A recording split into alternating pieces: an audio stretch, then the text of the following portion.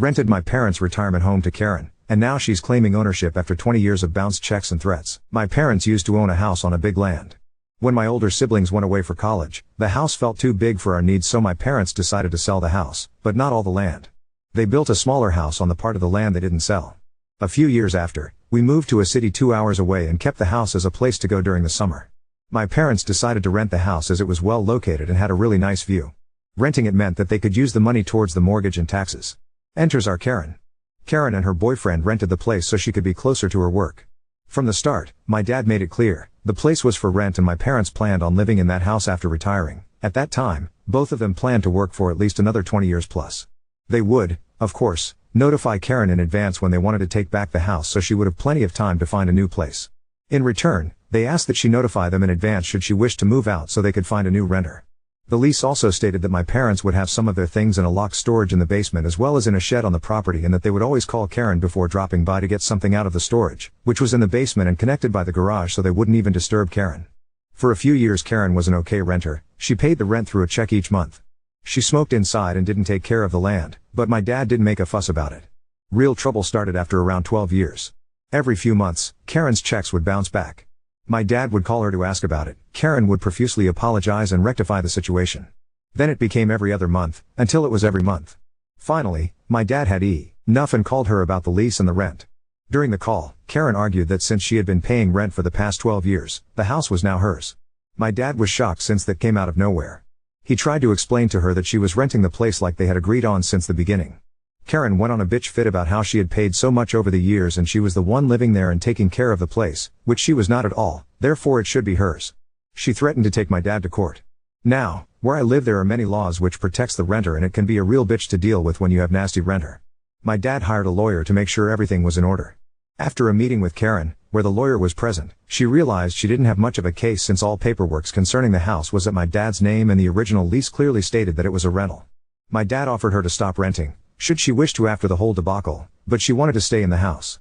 He made her sign a new lease where it stated, again, that this was a rental and that should she not pay or cause trouble again, my dad would give her the shortest possible notice of eviction allowed by the law. Karen is still renting the house after almost 20 years. My parents are not close to retiring yet. Do hope it won't turn into a shit show when they decide to take back the house. Edit, the question why did your dad let her sign a new lease? Comes up a lot in the comments. I will say what I answered throughout the comments. I don't have the slightest clue why he would do that. As I was a kid much younger when this happened, I wasn't kept in the loop much. It was also not the reaction I would expect my dad to have, since he is respectful to others and expect the same in return. I do know the legal actions he took when she threatened to take him to court did protect himself and many future problems that might arise. I do appreciate all the concern and the advices. Although I do think my dad had a good reason to keep her as a tenant, from hell, after everything that went down. He is very kind with those who deserves it. It did surprise me that he tolerated such behavior. Update 1. This is the update of a post from 5 years ago. Some people asked for an update in the comments and there has been new developments in the last few months. The timeline since the beginning, there was a mutual agreement between Karen and my parents that they would both give us 6 months notice before she moved out or my parents would like to take back the house. Last week of June, my dad received a phone call from a representative of Karen. Due to financial circumstances, she was giving a month's notice before moving out. My parents were surprised by the short notice, but didn't really mind it, as they were looking forward to taking back the place. Last week July, Karen was set to move out, but she asked for a week extension as she couldn't find anybody to help her move. My parents agreed. She was now set to move out by August the 3rd. August the 4th, with the car all loaded up, with essentials, dinnerware and cutlery, small furniture, we left for our first trip to the house. The plan was to look at the state of the place, clean a little bit and take measurements for the remodeling my parents are planning. As we get to the place, we notice a small sign in the driveway to advertise for a garage sale at the house. We figured she forgot to take it down. We were wrong. As we get to the house, we can see boxes and furniture through the windows. Cue the shocked Pikachu face as she answered the door. Turns out she hadn't moved yet and meant to call my dad to let him know, but of course she never did. She clearly didn't expect us to drop by so soon after her supposed moving date. My parents were both extremely pissed, but they gave her an additional week and expectations payments for the weeks she overstayed. August 18th, my parents received the confirmation that she left the week she was supposed to. They had a neighbor drop by to make sure her things were really gone, but we didn't have time to make the trip until a week after. We found the place in a much better shape than we expected. Of course, the place is not in perfect condition, as it clearly has the wear and tear of a place that's been lived in for years. It needs a good cleanup, some fresh paints in most of the rooms and a load of work on the land.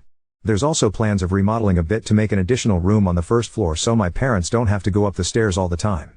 Turning a new leaf over, so this ends this whole chapter.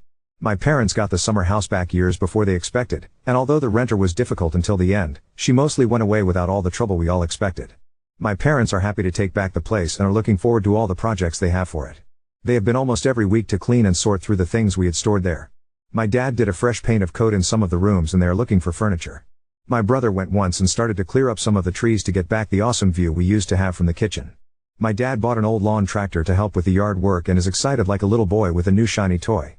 We'd like to get the place cleaned and ready to hopefully spend Christmas camping there, as we most likely won't have a lot of furniture yet. Oop, absolutely sound advice. On our way back home the first day we went, well the day we actually made it inside the house, my dad dropped one of the locks to the local locksmith. Apparently we needed a specific model that you can't get in all stores. He absolutely wanted to get the locks changed ASAP. On a bright note, the house is in a quiet village and everybody has that looking out for each other mentality. My dad has rather good relationships with all the neighbors. Some of them used to call him even when the house was rented if they noticed something out of the ordinary. Oop, I think that's why my dad only started on a few rooms such as the spare bedroom and small office that had cleaner walls. We can clearly see which rooms she used by the color and state of the walls, so he waited before doing any work on those. I'll suggest it to him, but chances are he's already planning to rent a machine or pay for that kind of cleaning.